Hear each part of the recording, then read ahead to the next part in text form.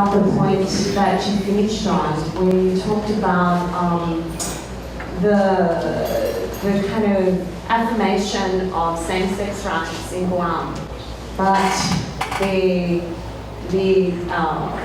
failure to address Indigenous rights in Guam, and the idea that the military can lead the way in this kind of affirmation of rights and social change. And so I just was wondering, was there any debate about that amongst the Chamorro population, this kind of disconnect that one set of rights can be affirmed at the same time another set of rights can be completely negated and ignored? Was there local debate about that in Guam? Was a big issue. Debate about amongst Chamorro, Chamorro activists, for example, did they see that contradiction? Was that something that was debated locally? Interestingly enough, nobody in Guam, to my knowledge, nor Hawaii, nor California, nor Nevada are making this link, and so this is demonstrative of the rise of state violence in 21st century US. That state violence is so pervasive, and Cynthia and Lo, a lot of great folks have talked about this, that people become so far removed from that violence. And a lot of my work demonstrates that Indigenous peoples are so complicit in that, and for complex cultural political reasons, right? There's no monolith by which these things happen, but there is a separation, a kind of disavowal of these links. But also on the Chamorro sovereignty movements, of which there's several, no one really talks about the sex body because they're more concerned about the land. They're more concerned about the language. They're more concerned about the political economy of the everyday. And as many of the great talks, Nico, Kalissa, John demonstrate, that this relation of the social political body in many Indigenous spaces, the determinant is not things that are sex or sexual, but things that might be material, social, something of the different kin or clan networks that are integral. It doesn't mean they're not aware. It just means that there's competing claims. Yep. Thank you. Thank you to all the speakers. Sorry, I will speak in English again. Close to the mic, yeah. I wanted to address a question or a comment to both Keith and Kalissa. And it's really about the salience of human rights discourse and what kind of person human rights discourse interpolates. Because I think that what you just showed, Keith, about the kind of, if you like, the simultaneous elicitation of a notion of gay rights, which is, okay, there are certain ideas of collectivism involved there, but fundamentally it's predicated as the kind of the right of an interior, individuated subject to construct, forms of partnership and marriage like everybody else. And I think that it's really kind of interesting how that then is alongside a notion of rights which is much more relational and collective in emphasis. Namely the claim of First Peoples, indigeneity, sovereignty, etc., which I think shows that human rights discourse. We very often. I'm coming at this from having just done a lot of work on gender violence in the Pacific, where I think that there is a tendency to an undue critique that only sees human rights discourse as interpolating individuated subjects. And I think although it has origins in Enlightenment genealogy, I think that human rights discourse, particularly in the 20th century, and particularly in feminist movements globally, has been used for collective alliances, has been used for people of colour, has been used by women to talk, and has been used by Indigenous people. So I think we need to kind of complicate the story a bit and to see both of those emphases there as a potential within human rights discourse. And I suppose then, Calissa, just turning to you, I mean, that beautiful counterpoint that you had in the end between the kind of way in which Akavaine, subjectivity, is now, traversing these two quite diverse contexts in science. I think it's important, as you were saying in your last sentence, that it's not just an opposition between relational here and individuated here. That in those contexts of MSM, whatever workshops, the sort of photo that you were talking about from New Zealand, there are also new forms of collectivity being formed in relationship to rights. So, yeah, sorry, that was probably more a comment than a question, but thank you all very much. This was a fabulous trio of papers. Thank you. Thanks. Do you want to say? Well, I'd like. I completely agree with you, Margaret. Even though I didn't talk about human rights in my talk, but it's certainly in the background. I mean, the problem with the problem here is that we tend to accept the notion of human right as something that is essentially good and right. While, in fact, so I agree with you that there are two sides of the story. At the same time, we rarely hear the proposition that human rights are actually an instrument for the state to meddle with our private lives. So I think that, what Keith was presenting, perhaps as a slightly one-sided story, is nevertheless a corrective to something that is not often articulated. Am I correct, Keith? Yeah, and I just want to be very clear for the audience and for others that I'm not trying to negate human rights. I'm not trying to negate the right to speak, the right to act. I'm not negating that. I'm troubling is normative nature in the colony. That's what I'm doing. I'm troubling the normative nature in the colony. And Chalmers Johnson, in Sorrows for Empire, writes that we have to think of the colony not in the Francophone, not in the Anglo, not in the colonial, post-colonial, socialist, Leninist traditions no more. He says the colony has shifted to the base. The colony has shifted to the military base and to the technology of violence, where the human body is increasingly disconnected from what we think of as a settler colony. We don't need 5,000 army soldiers to invade Iraq. We just need 2 drones, right? And bases allow for that profound expansion of political, social violence that I don't think we really have taken stock of. Really, we haven't taken stock of that. And I do think, human rights, on one hand, is a technology of governance, it's a way of governing particular groups, and it is also can be used strategically by those groups, but there's still a power imbalance in that relationship, I suppose.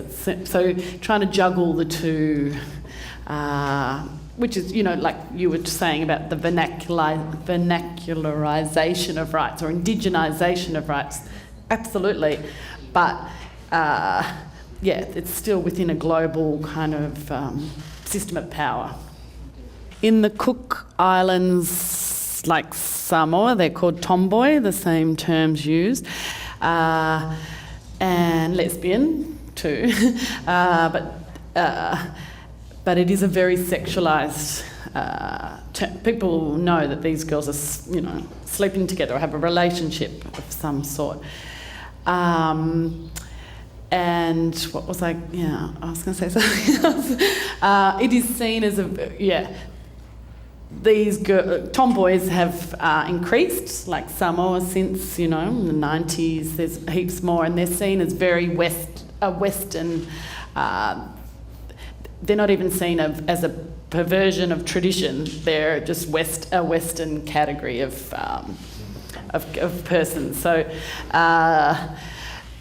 and they adopt very Western looks, and that's and there are no kind of, I suppose, institutional roles for these women as well, whereas Akavaine might play in the girls' netball team, they might dance in the national dance competitions with the girls. It doesn't work in the same way for tomboys, so they don't have any kind of public presence like that. About this debate on the defense of human rights in general, how can I put this? The side effects of which we're talking about, even though it's not the exact expression that was used. I was quoting yesterday, and that's a question for our three speakers today, in the terms of modernization of Oceanian states and paid work, which is growing more and more towards the cities. I made a comment yesterday that there were many more men and women in paid work, and I was struck by the fact that several women who worked in offices, in the ministry, the post office, more than in the private sector, by the way. And so in these new cities, with these new jobs, it's very often a public service, which is developing. And they would say, we feel a new inequality, a new domination from men who are higher ranking in the office, for example, that they wouldn't dare to do in the context of the village. And some of them were telling me, we fought, we have a ministry for feminine condition in a number of our countries, in Samoa as well, for women's rights. And they would tell me, it was kind of a caricature, the result is that there's actually more inequality. And all this in the name of this new equality that says that everybody has a right to work and there's no discrimination between men and women. So I just wanted to come back to the gender issues, even though it's not exactly what we were talking about, but it's those massive effects of the assertion of equality in general. Did you understand my question? Okay, so I'll say it in English very briefly. I said that yesterday, human rights, equality, no discrimination between men and women to go into work. And then they are working, salaried work, public service. I hear women there saying, we have never encountered such an inequality in this setting before. And they say what the men are allow themselves to talk to us, the way they allow themselves to talk to us and to give us orders and all that, they would never dare to do that in the village. But in the ministry's office, in the post office, everywhere, that's okay, because there's all that new where the chiefs are saying that, well, you know, you signed a contract, we are all the same, but I'm the boss, so do it. So I'm just thinking to that as one of those side effects of the advancements of, well, of course, was seen at the beginning as human rights. Of course, you create work, salaried work, everyone has the same right to enter that. But it's not because there's equality as a right that there is not a striking inequality in the everyday dealing. And NGOs, yeah. But that's exactly the new governmentality of sexuality. You know, I mean, where sex is not the so-called repressed, but the profound visible, you know, and is a new reckoning of this kind of structure of relation, you know, Ministry of Women's Affairs, right? I mean, what is that? And I think, Serge, in your work and in your comment, there is, I think, a tendency in law and policy and scholarship to reify those things and to not reckon with what are already indigenous fluidities, you know, where chiefs might, in Samoa, there's protocol, but then those same chiefs might have to go to the Women's Affairs to request $10,000 for a new event, and they have to kind of defer to a woman. But that would never happen in the village, right? There'll be, in terms of the protocol.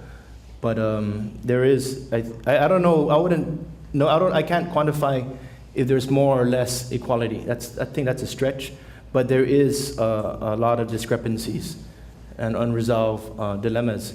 And I think, if anything, this demonstrates how Oceania's centrality in global geopolitics, and global geopolitics centrality in Oceania, in Tahiti included, right?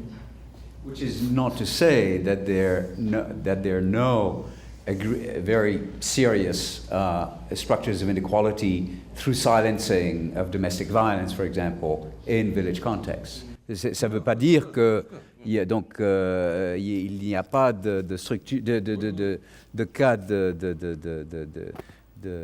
d'inégalité très violente, par exemple dans le régime domestique, dans le contexte traditionnel. I just wanted to add that I don't think it's necessarily, I've got my mic, that there is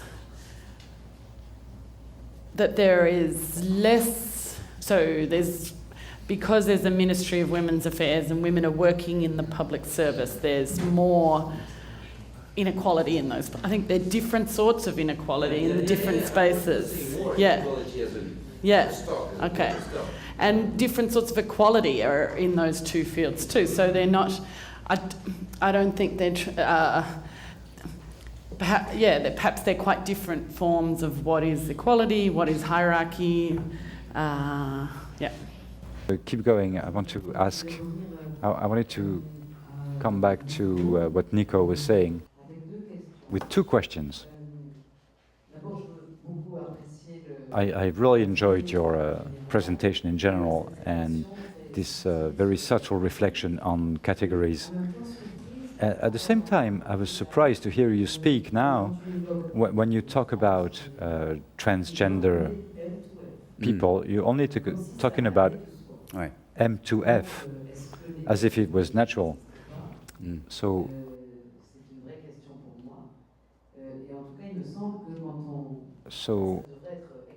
it should be more. It should be explained more, this issue, which brings me to another more general question, which is, I haven't read the book yet, and I'll read it with great interest. But contemporary phenomenon, do they transform transgender practices? Are there claims today for example, operations and hormone therapy, etc., that didn't exist beforehand? And I'm wondering if globalization does not as well come through this avenue. So there was my question about F2M and transgender. And again, for Nico, this term that I have a problem with, heteronormative. Among the things that were for me a real discovery when I read the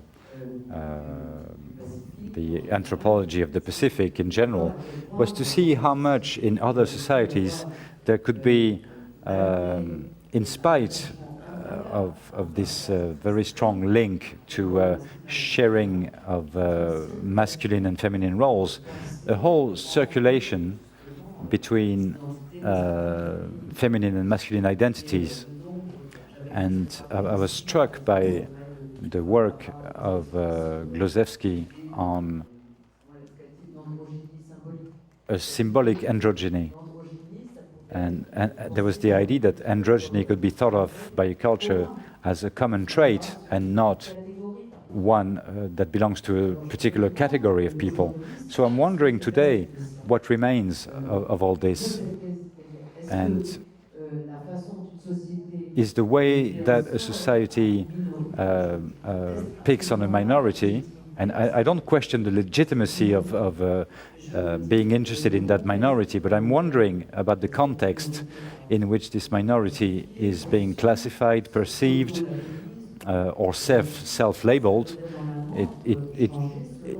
It should be changed according to the way in which the majority of people that you call heteronormativity changes itself.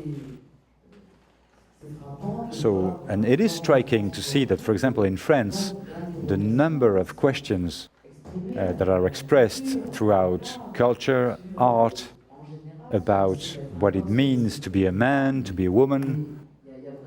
That there really is a great distancing movement from the idea that there were two subspecies, a little bit like what Thomas Lecker said, or Steve Distenberg, who showed how recent this concept was of men and women as two different subspecies. So this is my question: do you think we could pursue this reflection by questioning the context of this majority, which becomes essentialized in a way, if I may say so, on the term of heteronormativity, as if it was unique? Irene, I'm not sure if everyone understands MTF, but I'm going to explain. What we used to call traditionally a transsexualism that aims to change his anatomy or his appearance by a surgical operation, and of course you need to have enough money to pay for the operation, medical interventions, to have a completely different anatomy, which are quite important. Donc MTF means male to female. Male to female, donc transsexualisme vers une féminité, au contraire de. So male to female, and not F to M, which is the opposite, female to male. Et d'ailleurs, j'introduis la notion d'argent. So I'm going to introduce here the notion of money, because it's which is quite important. It doesn't explain everything. There's a lot of laity in Tonga who told me sex reassignment surgery. La chirurgie réassigne le sexe, ça, c'est l'expression qu'on. Reassignment surgery, sex reassignment surgery is the expression we use. It's not something that I plan to do. It's horrible because I'm going to remain a man. And so they are quite conservative when they say that. A lot of them are against marriage for all, and who are quite explicit. They share the views of the churches, traditional churches in Polynesia, who are completely against marriage for all, like Kalisa explained, in the context of New Zealand, for example, who allowed gay marriage since last year. So that they are quite, a lot of them want to remain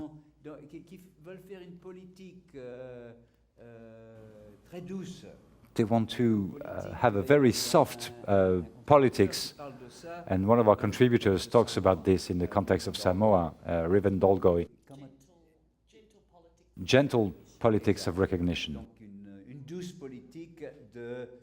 So yes, gentle politics that aims to be recognized. But there are also Fa'afine from Samoa and Fa'aleiti in Tonga, who, especially after having emigrated in Australia, for example, who have enough money, because of course having an operation is extremely expensive. Do you know the prices? Do you have an idea?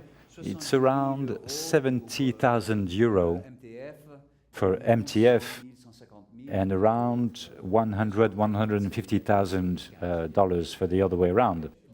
Of course, there are discounts in Thailand, and Thailand has become the world center for with Tehran, with Iran. Actually, that's a different story, but we'll come back to that maybe.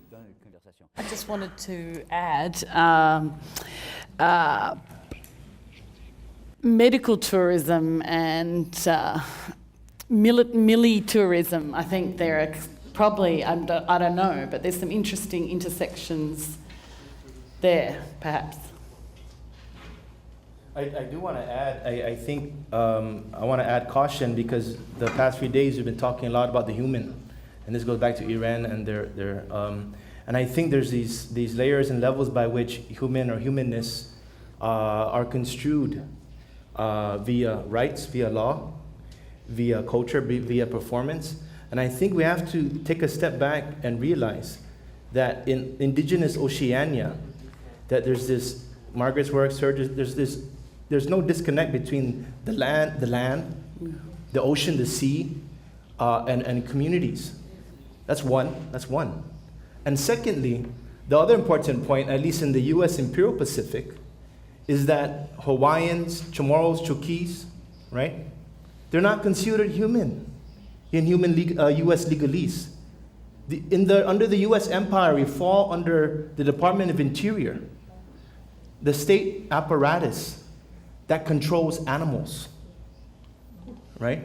So that's number two. Number three, more broadly, in green politics, with Kiribati, Tuvalu, Marshall Islands, from the Kyoto Conference in the 90s to the recent conferences on ecology and change in Europe, have continually not been heard and legitimized their concerns. Why? Because they're animals.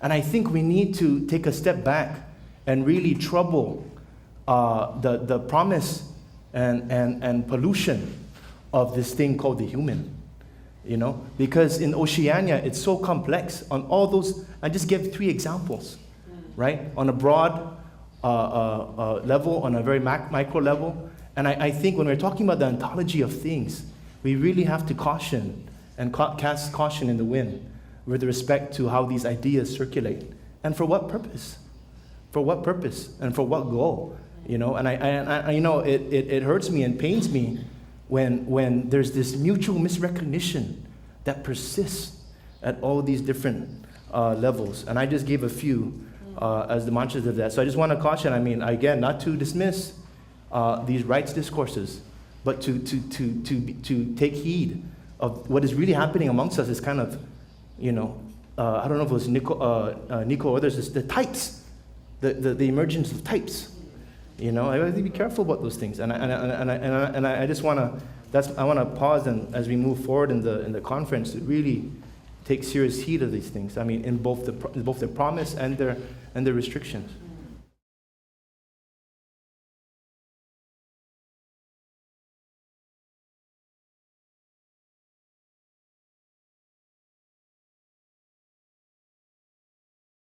So the second question from Irene to Nico, the fluctuating character of heteronormativity, which changes all the time. Yes, I agree with you, Irene. Which term are we going to use? And the fact that the terms tend to lock things in an artificial way and to exaggerate the homogeneity, the internal homogeneity of the referent. So I do agree with you. I know that the term heteronormative and non-heteronormative, the terms pose a certain number of problems. But also, when you have a society like a traditional society, a village society like in Tonga or Samoa, where there is an effort being made to produce virility, especially for men, and nothing for women. So there is it is unbalanced, but a virility, and we've seen you've seen the images that I was showing.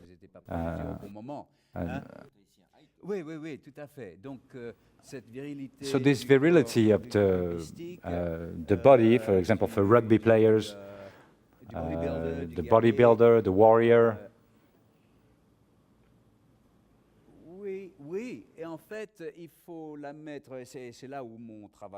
But this is the work I'm doing at the moment with the rugby players.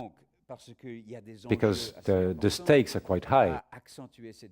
To stress this virility, the promise of a career in rugby for people of Tonga, Samoa, Fiji, and a few Tahitians as well, who play in France. I don't know if there was an influence to what's going on here in terms of gender, but you can see it very clearly in Tonga, where the education system and the hopes of these kids, their orientation is their hopes for the future, and those of the parents and the cousins is oriented towards the possibility of a career in which they will make 800,000 euros a year. And it's very understandable. We can understand them in a way. It's a lot better than to go clean the toilets in New Zealand.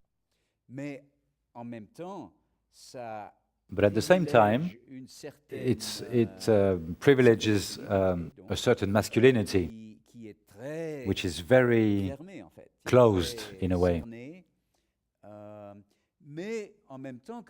But at the same time, like you said, it doesn't prevent the fact that some boys are not laity or farfafine, but who know that they won't become rugby players and use images from the diaspora to widen the scope of masculinity. And the two things are at play at the same time. It's a little bit complex to reconcile because they seem contradictory. So on one side you have metrosexuality, what we call, it's not a very good term, but a certain way of expressing masculine gender, which is feminized in a certain way. And which in fact questions the differences. So that changes as well. The macho, the warrior.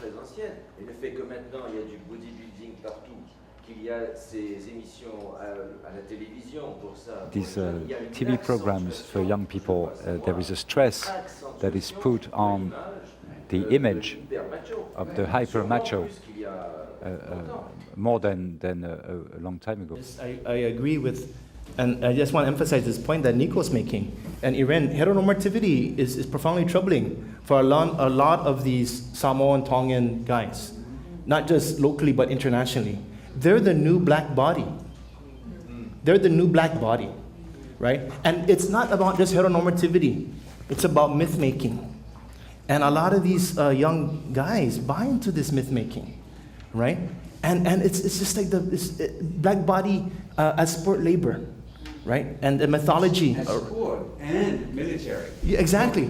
If they don't manage to make a career in rugby, particularly in Samoa and Fiji. But hence my racialized metaphor around the black body. Yeah. That to be feared via state, via soldiering. That to be loved via entertainment, via sport. Yeah. So right? Guam and American Samoa have an absolutely enormous disproportion of war casualties, of war dead in Afghanistan and Iraq. In U.S. wars, yeah, because they have access to the U.S. military, okay, and the disproportion. You know what the figures are? I mean, it's absolutely incredible. It's like 1,000%. Yeah, some crazy number. Per person, per 1,000 people or whatever. Yeah. And then you've got to count all the Pacific Islanders working for private security companies in the Middle East and stuff, in which they're highly overrepresented in those places too. Yes, Mina has a question. All right.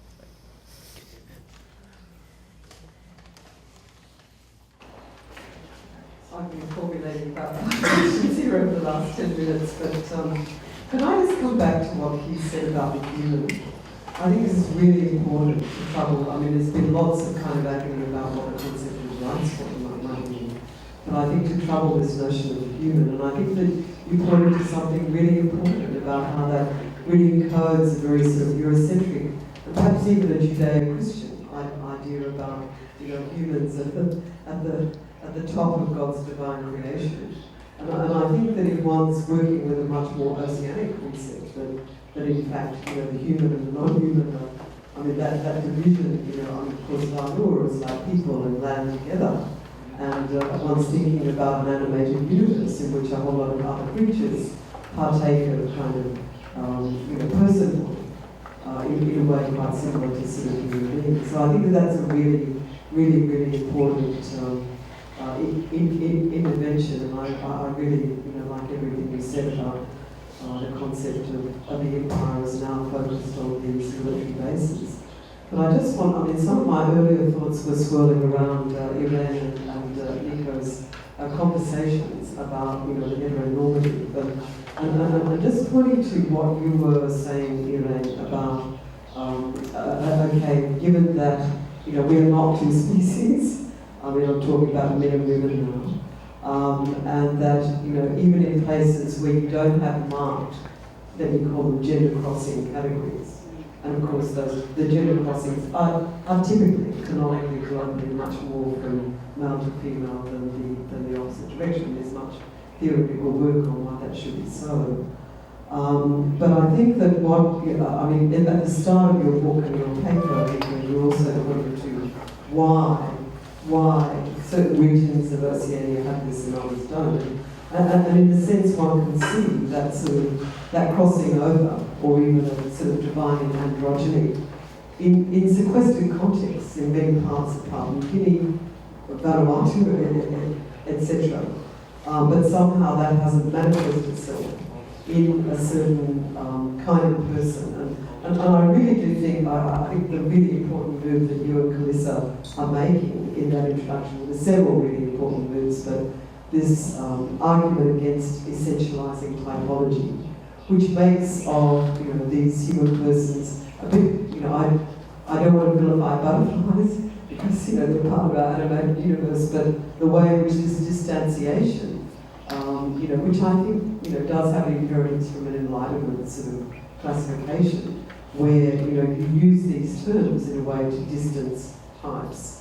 And your evocation of this is actually an intensely political process, and that constantly things which are actions and practices are being rendered like kind of thingy persons. I think it's really crucial stuff. Agnès. I agree, Margaret's analysis about this debate on categorization, but I just wanted to say something about what the four of you said about masculinities today, with this kind of intensification around these masculine models that would be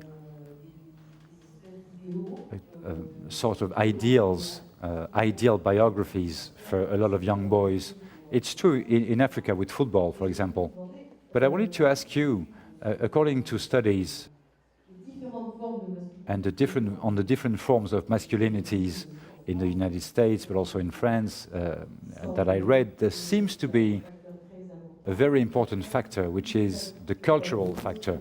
School, the level at school, success at school, the ways of living one's masculinity can be quite different according to the level of school education one has.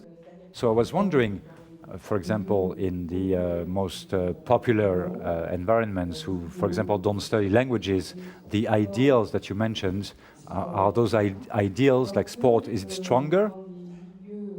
And in the more the boys who did higher studies, went to university, do they live a masculinity which is more free, less stereotyped? And so my question would be, what is the role of school in the different islands in which you worked? And what is the place of boys in school? Because we know that in our own Western societies, girls tend to be better at school, and far better actually than boys. And this has an effect on the way boys situate themselves at school. So my question was on the variability of being a boy in the societies on which you work. You want to say something?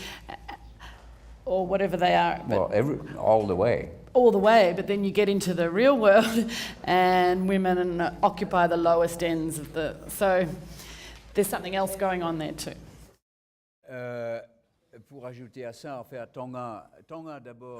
In Tonga, there's an amazing rate for a developing country that doesn't actually develop.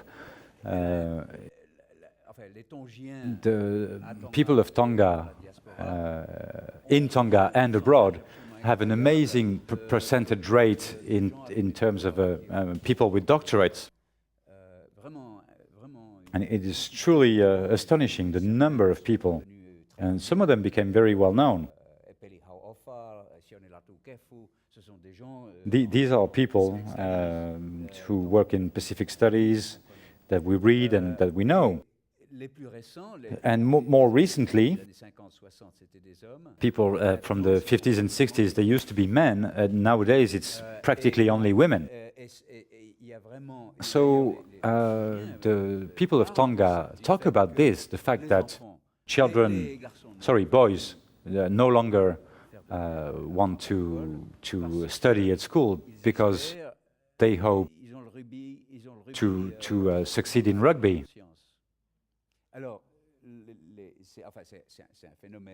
So it's a kind of widespread phenomenon throughout the world, where little girls are a lot more academic than little boys.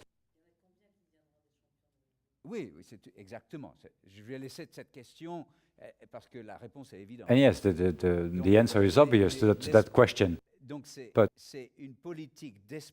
it's a politics of hope and despair, which is very curious, because obviously the probability to be recognized, first of all, it's all down to chance, because there's plenty of people in Tonga who could become professional players. They're all so good. They start playing from the moment they can walk, or almost. So they become really good at sport. They play every day at 5 in the evening in the villages. But those who actually make it in Bayonne or in Agen, in the French clubs, and I'm saying this because Agnès is from the area, and with this people from Tonga playing in the southwest of France. So for those who have the possibility to be recognized and scouted by international clubs, it's all down to chance. It's a bit of it's a bit like the casino.